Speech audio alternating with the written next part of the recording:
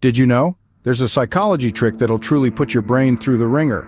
This trick taps into your brain's cognitive biases, those inherent shortcuts in our thinking that can lead us astray. Let's illustrate this concept with a scenario. Imagine you're in a room bustling with 50 people. The atmosphere is buzzing with conversation, laughter, and camaraderie. Suddenly, you're tasked with shaking hands with every person present. It's a daunting task, and the room suddenly seems much larger.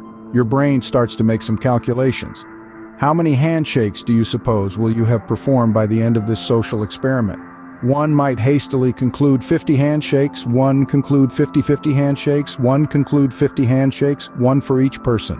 However, a closer inspection truth is a whopping 1,225 indeed. This stands as a stark reminder of our cognitive biases, the ways our perception can be skewed. Share your thoughts and experiences in the comments. And hey, don't forget to like, share, and subscribe for more mind-boggling insights into the world of psychology.